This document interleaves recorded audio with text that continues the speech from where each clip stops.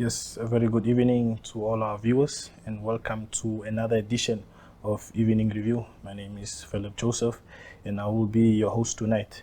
Joining us in studio is the spokesperson for the Osire refugee camp, that is Mr.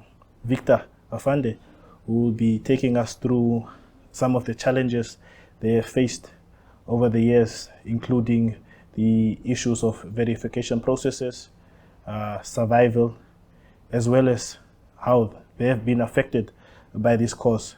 Mr. Afande, I just want to say thank you for joining us today and making the time. Thank you. Yes. Ladies and gentlemen, my name is Victor Afande. I am the Osire refugee spokesperson. So I'm here to highlight some few things that have been happening in the Osire refugee camp. Okay, Mr. Afande, just before we dive into the whole issue of the verification process, which is basically today's main topic, I just want to touch on what you've described in the letter as desperation, which has driven people to break into homes and even to look into survival options from their dignity and safety. Can you maybe just paint us a picture on what an average day looks like in the camp? Thank you very much for the question. Yeah, basically, what is making people to be desperate is there has been a lack of food and marriage money. You know, the UNHCR, all refugees and asylum seekers, they are people of concern to the UNHCR. So in the year 2024, the UNHCR, they used to give us food parcels before. I'm here for over 16 years I've been here.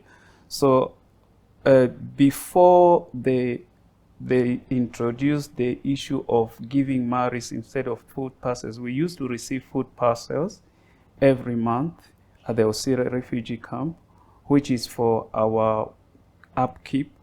Now, in the year 2024, in October, precisely, the UNHCR did a registration to all the refugees to register them for marriage money receiving. So they told us that you are doing the marriage registration so that from next year, 2025, people will be starting to receive marriage money instead of food parcels. So it came to, after about 4 months, there are some of us who did not receive the marriage money, yet we did the registration of the marriage with the UNHCR. So when we asked why we were not receiving the marriage money, yes, they told us no, because in 2024, maybe you received once or twice only the food passes, then they said you are not eligible, which is not the criteria. The criteria for eligibility is that if maybe you have done crimes against humanity, if you are involved in war crimes, then you are not eligible to receive marriage money. So for them, they took it now that if maybe you did not receive food passes in 2024, then you are not eligible. So we try to give our reasons why, because if you have missed to come and receive your food parcel, of course you have your reasons. So we gave our reasons, but our reasons were not, it looks like they didn't, the reason that they could maybe accept if you miss is maybe if you were in the hospital or maybe you were jailed and you have to give proofs, but that's not the criteria. The criteria is so clear. If you were involved in war crimes or if you have done crimes against humanity, then you are not eligible to receive CBI marriage money. So they took that one as a criteria, which is not the criteria, by the way, to exempt over 100 refugees' families. Now, for over 1 year plus now, it's now 1 year and 2 months, we have not been receiving food. We're not receiving Maurice money, while others have been receiving Maurice money. Now, for a person not to receive a food parcel, which we used to receive, and also Maurice money, you make the person to be very, very desperate, because by then the person will always want to find how the person can survive. So we have so many families, over 101 families, who are victims of this violation, because it's a fundamental human right violation, by the way, because food is a fundamental human right. So if we have been denied the right to receive food parcels, we have been denied the right to receive the Maurice money, we become so desperate. Now, I want to say this: desperation has a voice, and the voice of desperation has good. The consequences of the voice of desperation are always severe. When someone is desperate, especially right now, what is happening in the Osire refugee camp, we have our mothers and young sisters. They have resorted to cheap prostitution just to get some little money to put food on the table. Our fathers and brothers, fathers, they have there's a lot of house breakings in Osire refugee camp. So we feel that if this situation is not taken care of, we want to make it clear that if it gets out of hand, it becomes so, it's not good at all. Okay. A desperate person, we do not want to see fathers and mothers, fathers and brothers indulging themselves maybe in thuggery or in lawlessness activities, even drug dealing. Because if you subject a man, imagine a man has got maybe 8 children, and you subject that man with no food support, no financial support, what do you think that man will do? Okay. So desperation has always a voice. So we are pleading with the government to intervene in this matter before this situation gets out of hand. We do not want to see fathers and brothers indulging themselves in thuggery, in lawlessness activities, in drug dealing, because they just want to put food on the table for their families. The situation at the Osire refugee camp is becoming worse, from the worst to the worst. Okay. So we are really pleading with the government to come and rescue us in this regard. Very good point there, Mr. Afande. Just to go back to the issue you guys have issued and sent out to the different institutions, which includes the government, that is the Ministry of Home Affairs, as well as to the UNHCR, as well as to the police. I mean, it seems a lot of families have been affected by this issue, given the fact that you've also stated that they have completed forms but yet haven't received any aid. And just to touch on that whole verification process, can you perhaps tell us where the issue has gone wrong? Is it technical errors? Was there any clarity given by the UNHCR? Okay, thank you very much for that question. Look, first and foremost, the verification purpose, let me just highlight what is all about the verification purpose. The verification purpose, which the UNHCR always conduct, it is to update, validate, secure the data of refugees and asylum seekers, ensuring accurate population figures for protection, assistance, and identification purposes. It confirms presence, updates personal information, family size, composition, it detects fraud, and renews identity documents to ensure services reach the identified beneficiaries. Now, if we are a people of concern to the UNHCR, these families, 101 families, have been exempted from the verification purpose. Now, if the verification purpose is to validate and secure data of refugees and asylum seekers, we ask ourselves, where do we find ourselves now? Because it is a right or important for us to be verified by the UNHCR, because we are a people of concern to the UNHCR. Now that we have been exempted, over 101 refugee families, we have been exempted from their verification process. Where do we find ourselves? Who are we there?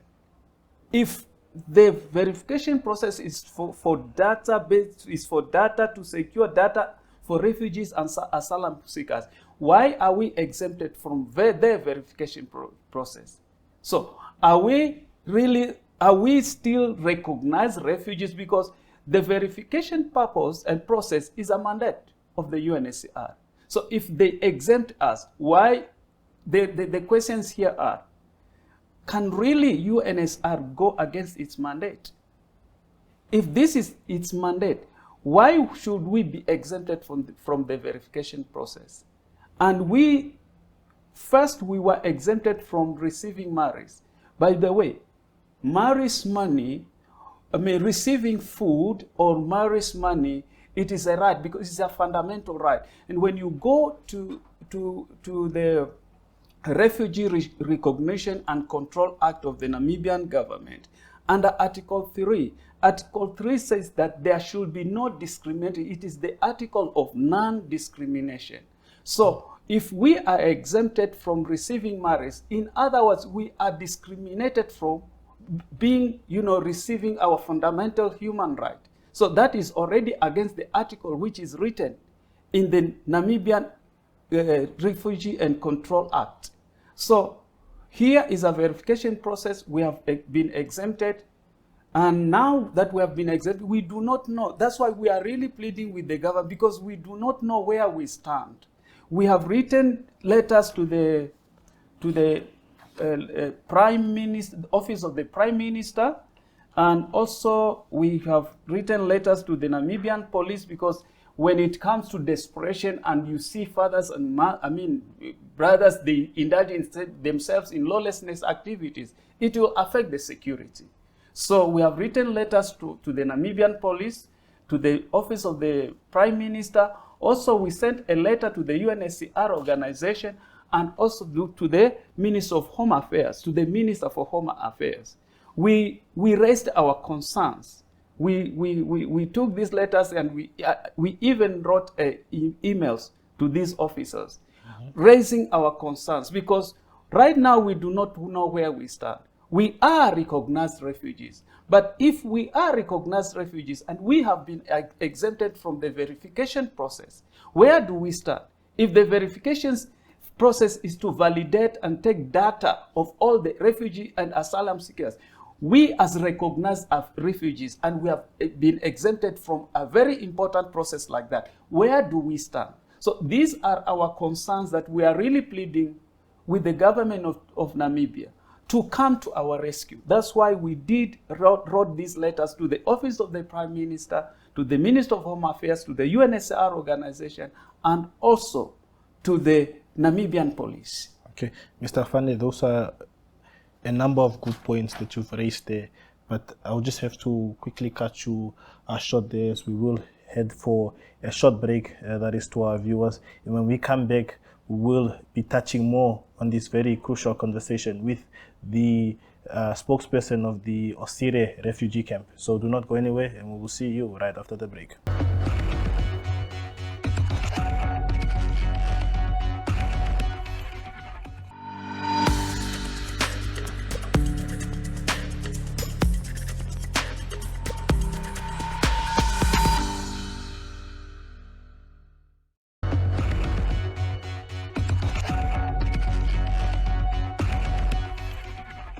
Yes, viewers, welcome back with me, host Philip Joseph, as we are still joined by the spokesperson of the Osire refugee camp, who will still be touching on some of the challenges, including the verification process, as well as the survival that has been going in and around the camp. So, Mr. Afande, just going back to what you said before in regards to the government's plea that you guys are seeking. Yes. What expectations exactly are you guys looking at receiving from the government, and when was this letter sent to them, and if you guys received any response in that nature? Thank you very much for your question. Well, first, these letters and the emails were sent on the 19th of February. both the letters and the emails, and we have not received any response from that. So we are still waiting, because our expectations is that the government, we are really pleading with the government, that the government will intervene in this issue so that we may know where we stand. Initially, we had our fellow refugees who were Angolans. They were here, but time came whereby Angolans were repatriated, and those who remained here, they were, with dignity and love, they were given proper documents to start life. But here we are still people of concern to the UNHCR. We have been exempted from receiving marriage money. We have been exempted from the verification process. We wonder, where do we stand? What is our status? And we are recognized refugees. Where do we stand at? What is our status now? We really need the government to come out and help us in this regard, because once you are exempted by the UNHCR, it means you become even more vulnerable, because here you do not have any food support. Here you don't have any financial support. What can a person do? So we are really pleading with the government to come to our rescue, because as for now, we do not know where we stand. We do not know where we stand. We are really pleading with the government of Namibia. Yes. Mr. Afande, you've also touched on one aspect, especially with how long you've lived here in Namibia as a refugee, and you've mentioned that it has been more than 15 years. I came here in 2008. Yes, but yeah, which is quite it's quite a long time, if you might. But just to go back to 2008, up to date. Yes. How has that process been like? I mean, clearly you've seen a lot. Yes. You've seen people come, you've seen people go. Yes. How close has the UN been with you guys? Is there someone that you guys have been consistently communicating with? Because obviously, you know, as much as you guys want to give out these letters, there has to be inspections that have to be done every now and then by the institution, or by rather the organization. Yes. But in all these years, especially for a man like you who has been in the country for over 10 years, hasn't there been anyone that you guys have been consistently communicating with, especially given the fact that you guys are sitting with this issue now? We have been communicating to the UNHCR office, but they have not been given us profound answers in regard to this.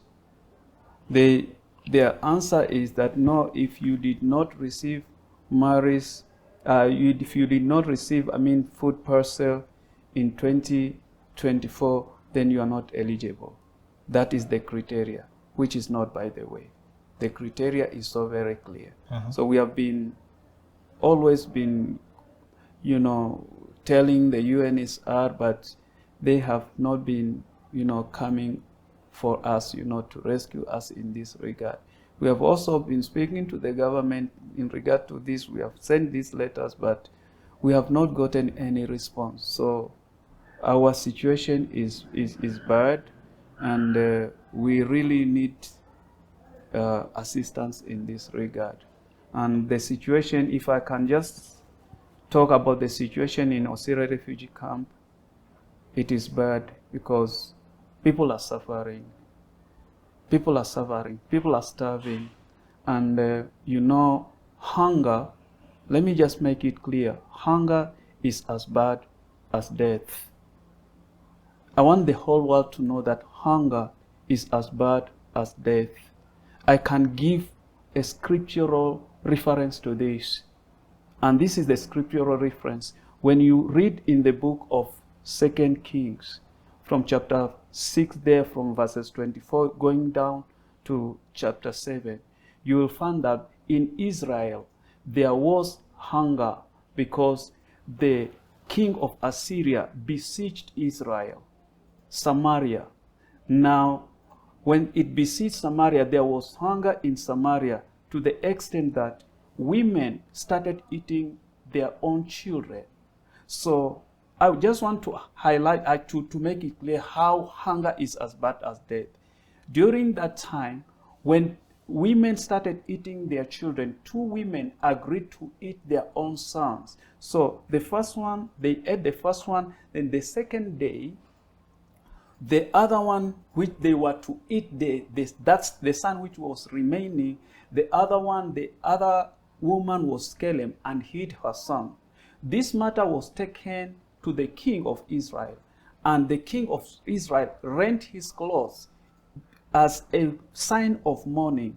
Then he called King Elisha to intervene in this matter. It is Prophet Elisha, Prophet Elisha, the king of Israel, called Prophet Elisha to intervene in that situation of famine.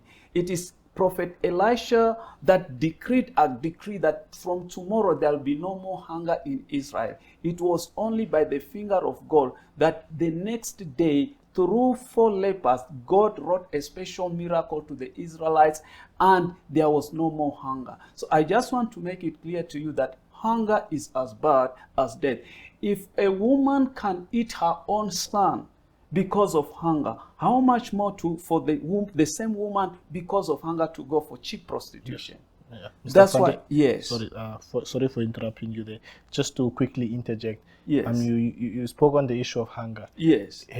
And you've been in the country for quite some time. Yes. Has that been an issue that has been there since your time here in Namibia, or has it only gotten worse ever since you guys have faced this issue with the cash method payment? It has gotten worse of recent when the UNHCR replaced the food parcel with the marriage money. But all along, there was no hunger. But after they changed the system that people will not be receiving food parcels and they will be receiving money, that's where everything went haywire. Now, this is the issue here. When there's this thing that the UNHCR is always telling us that we have no many donors, there's little funds. But if I can recall, in the month of July last year, we were given mats and blankets by the same UNHCR. During that time when they called us to receive mats and blankets, there was no issue of eligibility and ineligibility. Why is it? Because why is it that now it becomes, if it is money, there is an issue of eligibility and ineligibility. While if it is food parcel, even when we were receiving food parcels, there was nothing of eligibility and ineligibility. Receiving mats when they called us in the month of July last year to receive mats and blankets, there was no issue of eligibility and ineligibility. Why is it, if it becomes to food parcel or items, there is no narrative of eligibility, but when it comes to money, the issue of eligibility is coming. So we really don't understand, because it is the same donors. And by the way, if there is no enough funds for all the refugees, still, Article number 3 in the Refugee Recognition and Control Act, a law is a law. Article 3 remains, it shouldn't be violated because there are not enough funds. If the funds are not enough, still it should be divided according to the number of refugees. There should be no discrimination whatsoever. Yeah. Okay, and just speaking of laws and acts, do you guys feel that you are fully recognized under international and Namibian law? Sir, we are recognized refugees. And if we see such things which are happening, we feel that our fundamental rights have been infringed. Because where do we stand now as recognized refugees? Because food is a fundamental human right. If you deny me, you are violating that fundamental right. So we feel that our fundamental human rights have been violated by being exempted from receiving marriage money, which replaces the receiving of food parcels, and also having been exempted from being verified by the UNHCR organization. We feel that something is not right, and we just don't know where we stand. Okay. We have these questions which we really need answers to these questions. We send the letters, there has been no response, but we desire to hear what is the response, what is our stand. We really desire to hear where do we stand. We really desire to have answers to these questions. Okay. And Mr. Afande, just one more question before I let you go. Yes. Given the fact that we're coming to the end of our show. Thank you. Over 100 families reside in Osire camp, and I'm just curious to know, in terms of nationalities and whatsoever, is there a mixture? Because we've touched on the issue of the Angolan refugee camp. Yes. But with you guys, is it a mixture? It's a mixture. We have different nationalities at the refugee camp. So it's not only one nationality. We have different nationalities. The 101 refugee families which have been exempted from the verification process, it consists of different nationalities. It's not only from one country. Okay. And finally, just before I let you go, Mr. Afande, Yes. just for our Namibian families that are watching from home tonight, Yes. just to know, for people to understand that your struggle goes beyond headlines, what would you want them to know about life in Osire and the urgent needs of the people there, just in short? Okay, thank you very much for that question. Yeah, I would like to tell the nation about the life in Osire. The life in Osire is not good, especially to those who have been exempted from receiving marriage. People are starving. It is so very, very painful to see a mother, someone you can call a mother, asking you for a $20 to sleep with her because of hunger. It's so very, very sad. It is very, very sad to see a young sister going into cheap prostitution because she wants to find a penny. People are starving.